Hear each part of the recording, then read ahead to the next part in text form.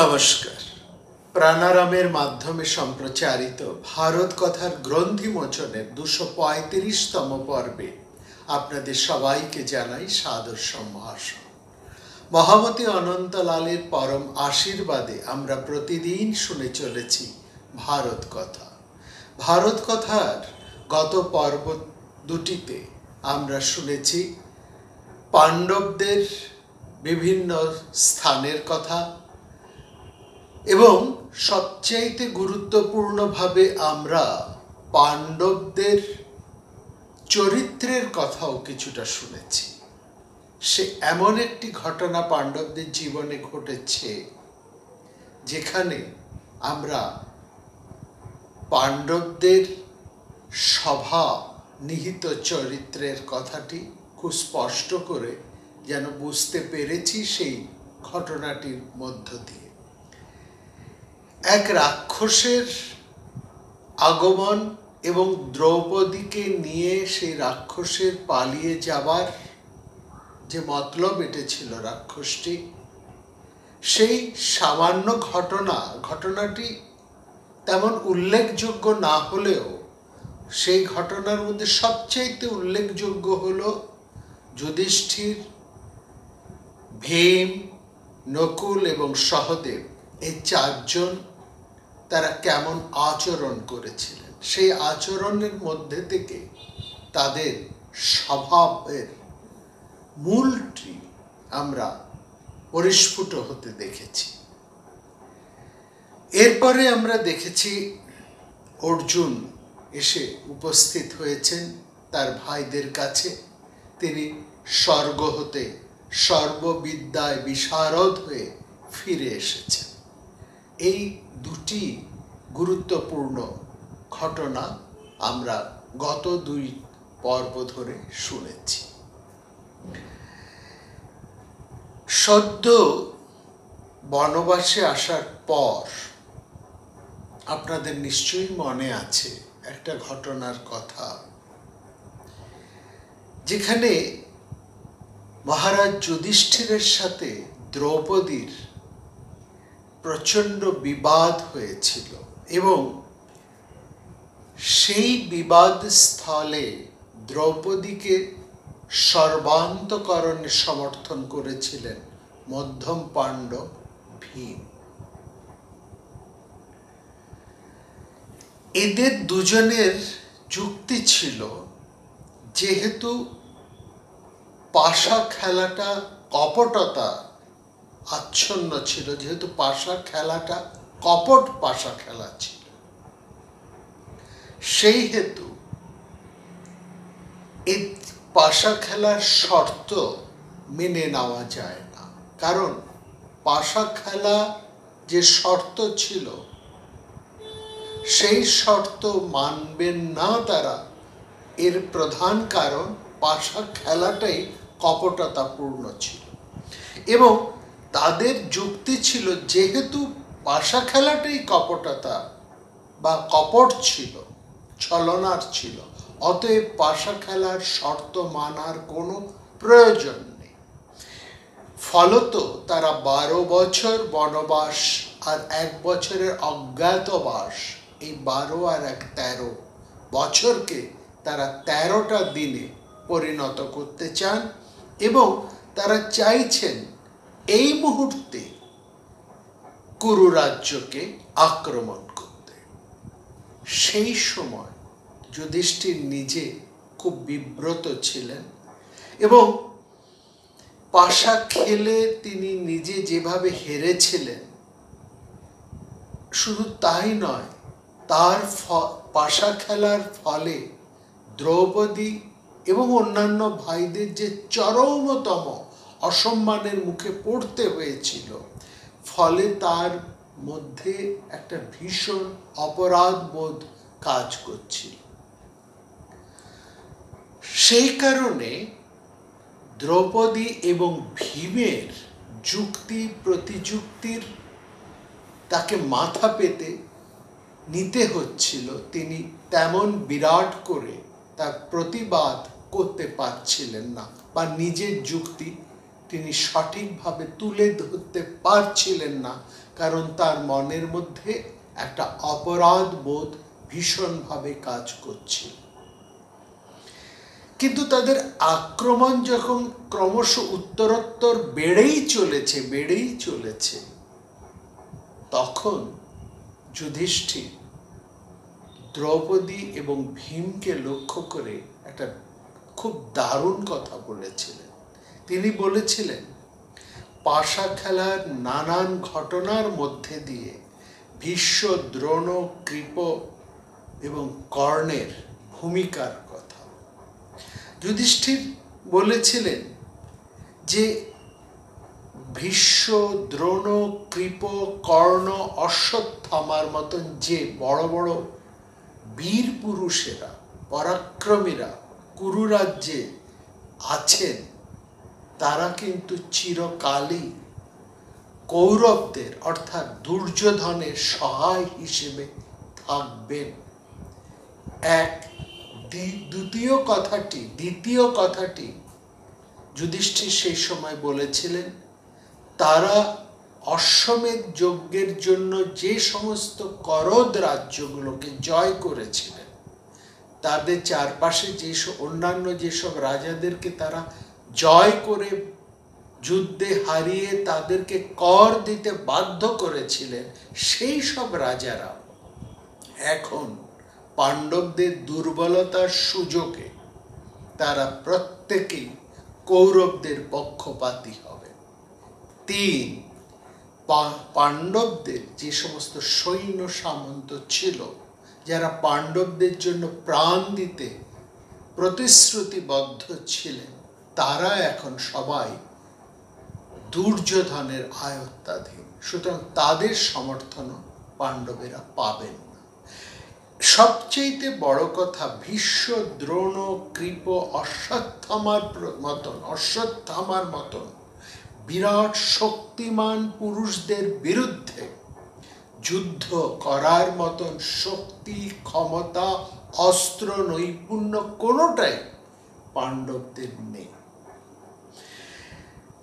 এরা কেউ সামান্য নন, প্রচুর দৈব অস্ত্রের জ্ঞান এদের রয়েছে। সুতরাং ওই রকম ব্রহ্মাস্ত্র বা মারণাস্ত্র অর্থাৎ দৈবাস্ত্র ছাড়া এদেরকে জয় করা সম্ভব নয়। এই চুক্তিটা মেনে নিতে বাধ্য হয়েছেন ভীম, মেনে নিতে বাধ্য হয়েছিলেন দ্রৌপদী। অর্থাৎ পাণ্ডবদের সেই সময় যা বাস্তব অবস্থা, সেটা যথার্থভাবে তুলে ধরতে সক্ষম হয়েছিলেন যুধিষ্ঠির। ঠিক সেই সময়ে আমরা দেখি ওই রকমই একটা পরিস্থিতিতে পিতামহ ব্যাস এসে উপস্থিত হয়েছেন, সঙ্গে নারদও আছেন, মহর্ষি নারদ। পিতামহ ব্যাসের পরামর্শে যুধিষ্ঠির ব্যাসের কাছ থেকে লাভ করা প্রতিশ্রুতি বিদ্যা দান করেছিলেন অর্জুনকে, এবং অর্জুন সেই বিদ্যায় বলীয়ান হয়ে তিনি ইন্দ্র এবং মহাদেবের কাছ থেকে দিব্যাস্ত্র লাভের জন্য তপস্যায় রওনা দিয়েছিলেন। সেই অস্ত্র লাভ করে এবং সমস্ত অস্ত্রের প্রশিক্ষণ সম্পূর্ণ করে 5 বছর বাদে সমস্ত বড় বড় ব্রহ্মাস্ত্র, মারণাস্ত্র, দিব্যাস্ত্র লাভ করে এবং সেই সব অস্ত্রের প্রয়োগ কৌশল শিক্ষা লাভ করে অর্জুন ফিরে এসেছেন তার ভাইদের কাছে। দেবরাজ অর্জুনকে আশীর্বাদ করে বলেছেন, তুমি দেবতাদের সমস্ত অস্ত্রই শিক্ষা করেছ, মর্তলোকে তোমাকে কেউই পরাভূত করতে সমর্থ হবে না। তুমি যদি যুদ্ধে অবস্থান করো, ইন্দ্র বলছেন, তুমি যদি যুদ্ধে অবস্থান করো, তাহলে ভীষ্ম, দ্রোণ, কৃপ, কর্ণ এরা কেউ একসঙ্গে যুক্ত হয়েও মিলিত হয়েও তোমার 16 ভাগের 1 ভাগেরও সমান হবে না। সংগ্রাম হস্তেও তে পুত্র কলং নার্হন্তি ষোড়শী ইদঞ্চ মে তনুত্রাণং প্রায়জনাভং প্রভু। বলছেন শৃঙ্গামস্ত তে পুত্র, তার আগে বলছেন ভীষ্ম দ্রোণ কৃপ কর্ণ শকুনিশ রাজভি, সমস্ত ভীষ্ম দ্রোণ কর্ণ অশ্বত্থামা শকুনি এই সমস্ত পরাক্রমী বীরেরা একসঙ্গে হলেও যুদ্ধে কলং নার্হন্তি ষোড়শী, তোমার 16 ভাগ পরাক্রমেরও 1 ভাগ তারা হবেন না। এতটাই তুমি দিব্যাস্ত্রে শক্তিমান হয়ে উঠেছ। এবং শুধু তাই নয়, এরপরে আমরা দেখব ইন্দ্র অর্থাৎ অর্জুন বর্ণনা করবেন তিনি ইন্দ্রের কাছ থেকে আরো কি কি জিনিস লাভ করেছেন। ফলত পাণ্ডব ভাইরা যোদ্ধা, কিন্তু দূর থেকে আমাদের মনে হয় তাদের শক্তির সাথে অস্ত্রের গুণাগুণ থাকা প্রয়োজন। অর্থাৎ শুধু মানসিক এবং শারীরিক নৈপুণ্য নয়, যুদ্ধ নিপুণতাই নয়, যুদ্ধ করার জন্য উপযুক্ত সমরাস্ত্র থাকা বিশেষ প্রয়োজন।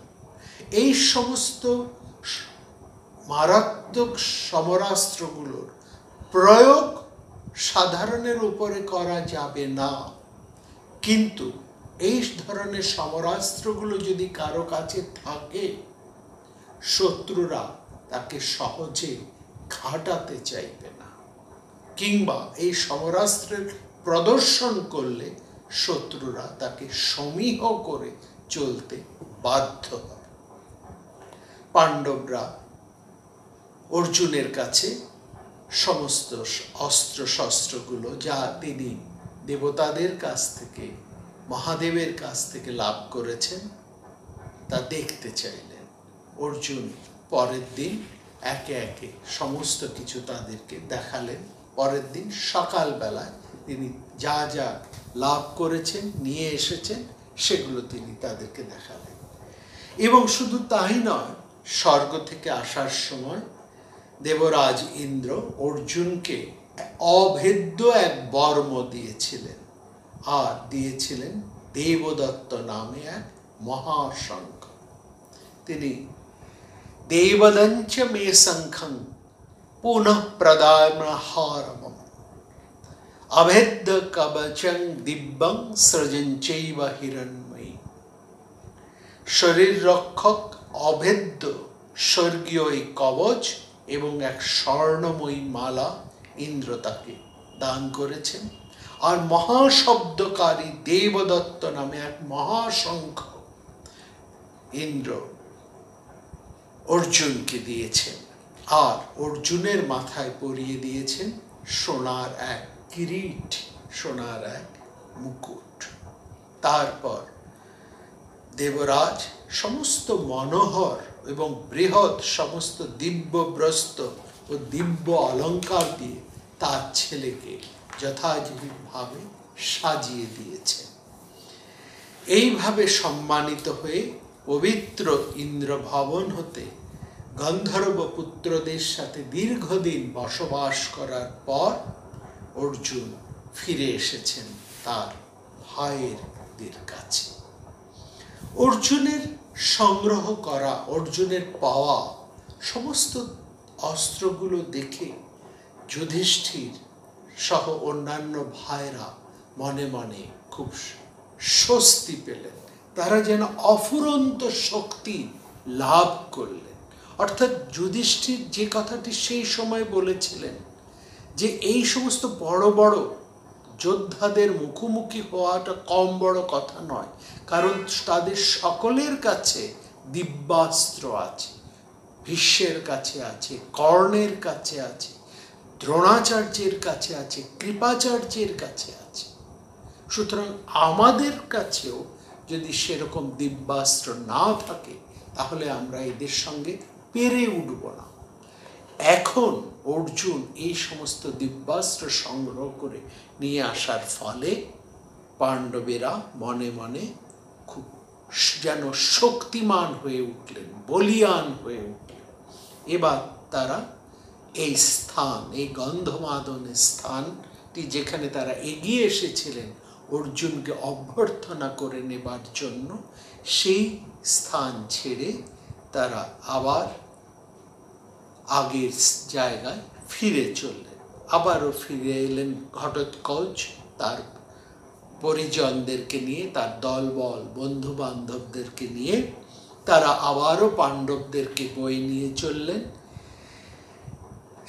দিনের পর দিন চলে রাত হলে পাহাড়ের গিরি গুহায় আশ্রয় নিয়ে বদরিকা শ্রমে পাণ্ডবেরা 7 দিন কাটিয়ে তারপর কুলিন্দ দেশ অতিক্রম করে সুবাহু রাজা সেই রাজ্যে তারা ফিরে এলেন, যেখানে পাণ্ডবেরা তাদের রথ, সারথি এবং পরিজনদেরকে রেখে গিয়েছিলেন।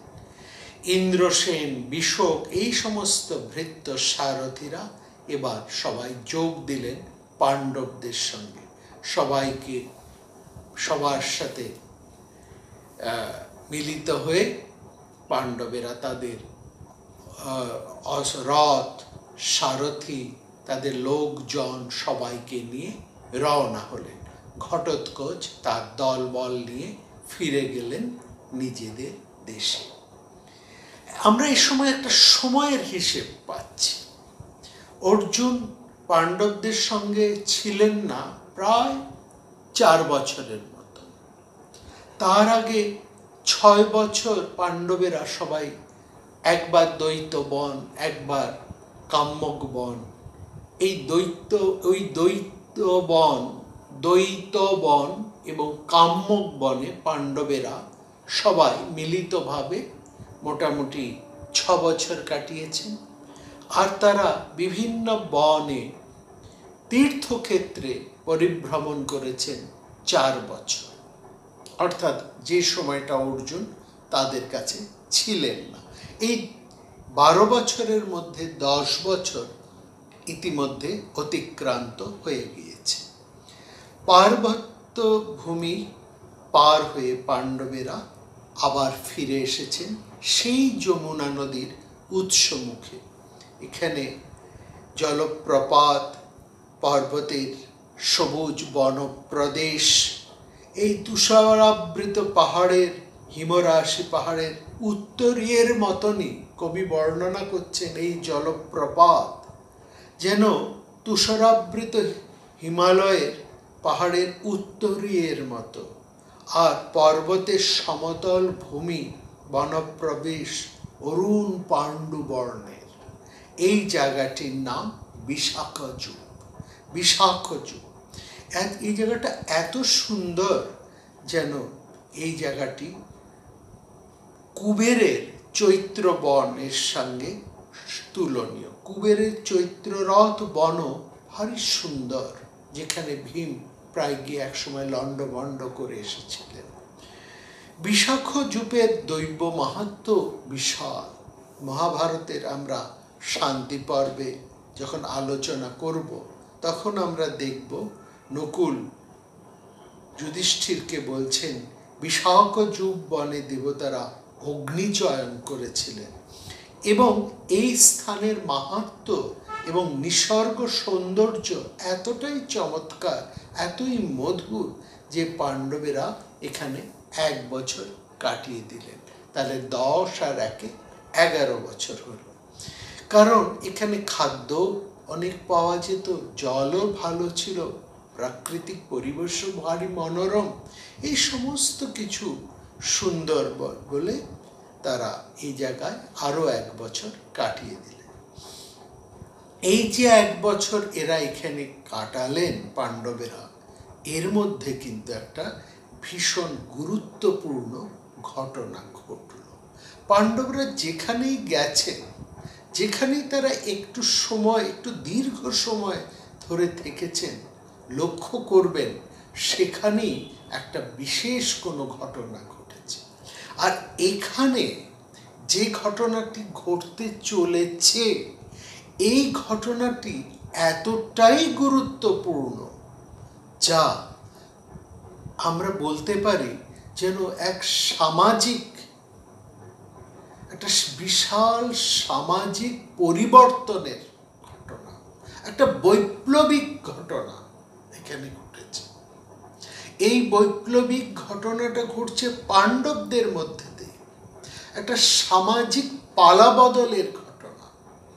এবং এই ঘটনাটা এত গুরুত্বপূর্ণ যে সেই প্রাচীন সময় এই ঘটনাটি ঘটেছে, এবং যারা পাণ্ডবেরা এই ঘটনাটি, বিশেষ করে যিনি এই ঘটনাটা ঘটিয়েছেন, তিনি এতটাই আধুনিক যে আমরা ঊনবিংশ শতাব্দীর সময়ে দাঁড়িয়েও বা বিংশ শতাব্দী, একবিংশ শতাব্দীর মুখে দাঁড়িয়েও আমরা কিন্তু এতটা বৈপ্লবিক সিদ্ধান্ত কথা সে সময় যে ঘটতে পারে এটা আমরা ভাবতেই পারি না।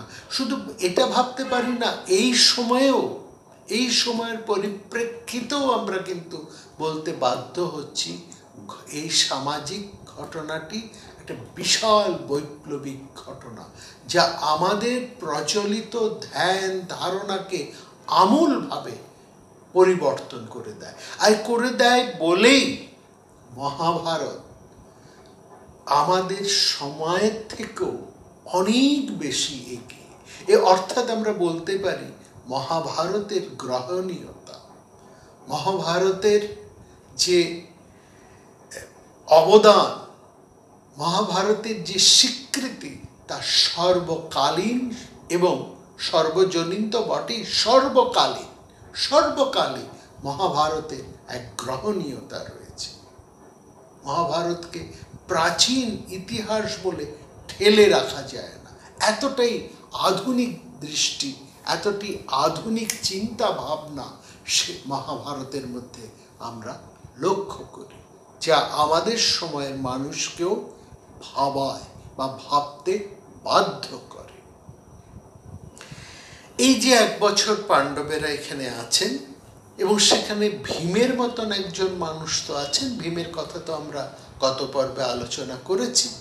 অপরিশীলিত এক বিশাল শক্তির আধার ভীম। ভীমের মধ্যে সারল্য আছে, কিন্তু কন্ট্রোল নেই, নিজেকে তিনি কন্ট্রোল করতে পারেন না, সংযম বোধের অভাব, যার ফলে ভীম হঠাৎ এমন কিছু কাজ করে বসেন, এমন কিছু ঘটনা ঘটিয়ে বসেন ভীম, যার তুলনা ভীমই একমাত্র। একদিন ভীমের খুব ফুরফুরে মেজাজে রয়েছেন, তিনি মৃগয়ায় বেরিয়েছেন খাবার দাবার সংগ্রহ করার জন্য। মৃগয়ায় এসে ভীমের মতন মানুষও চারপাশ অরণ্য দেখে কেমন মুগ্ধ হয়ে পড়েছে। ভীম দেখলেন সেখানে পার্বত্য নদীর ধারা এঁকে বেঁকে চলেছে, অসম্ভব ঠান্ডা জল, তার মধ্যেও হংস, কারণ্ডব পক্ষীর চলাচল, নদীর তুষারের শীতল স্পর্শে বিভিন্ন বনজ বৃক্ষ, দেবদারু, পুন্নাক, পাতাও বেশ নরম নরম। এর মধ্যে তাকে মৃগয়া করতে হবে। তিনি মৃগয়ার পশু মারতে মারতে হঠাৎ এক অজগর সাপের সামনে এসে পড়লেন ভীম। ভীম এই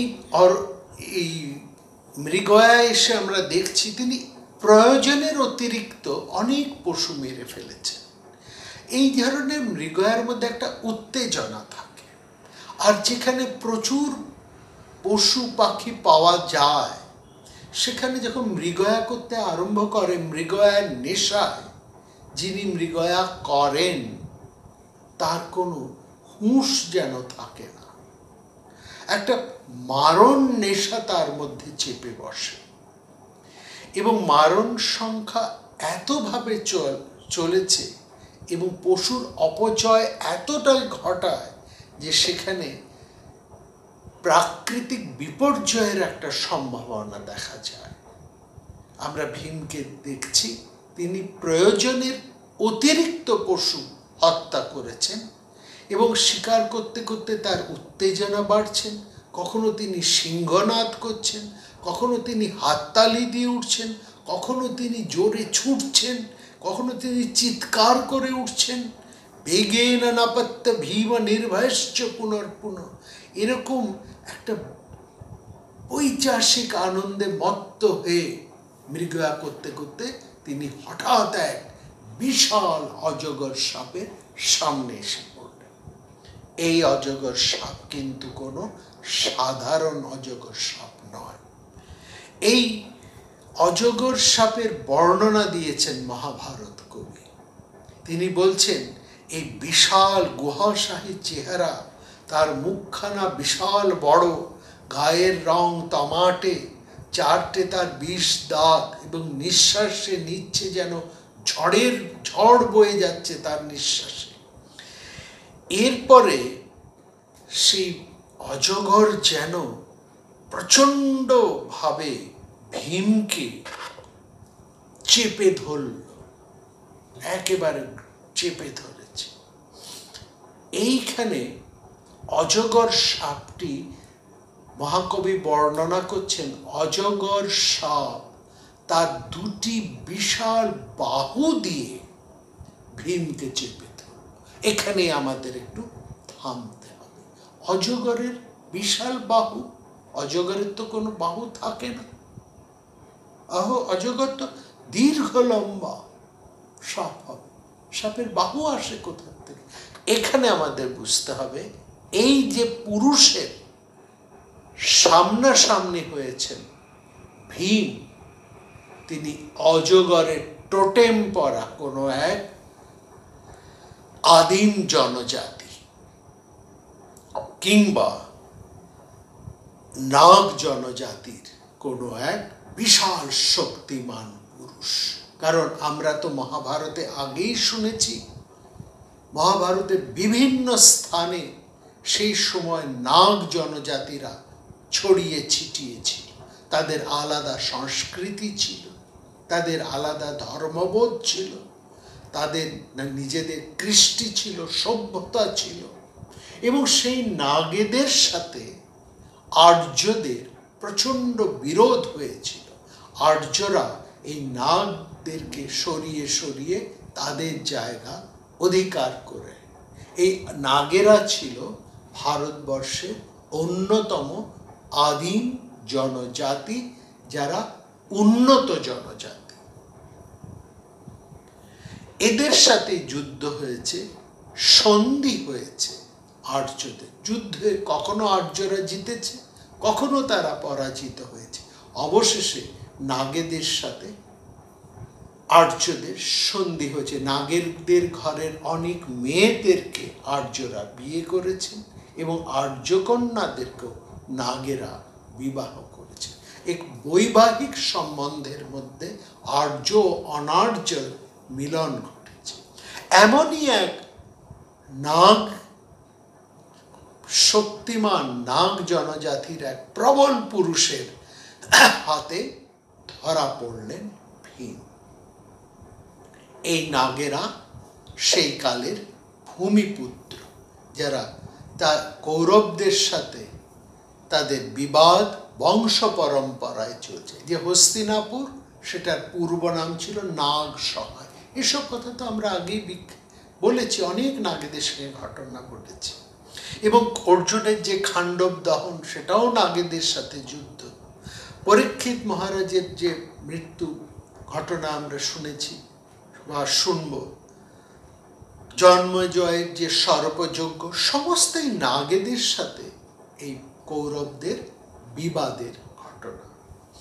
এই অজগর সাপটি সর্প নয়, এই অজগর সাপটি অজগরের টোটেম পরা সেই নাগ বংশীয় এক শক্তিমান পুরুষ।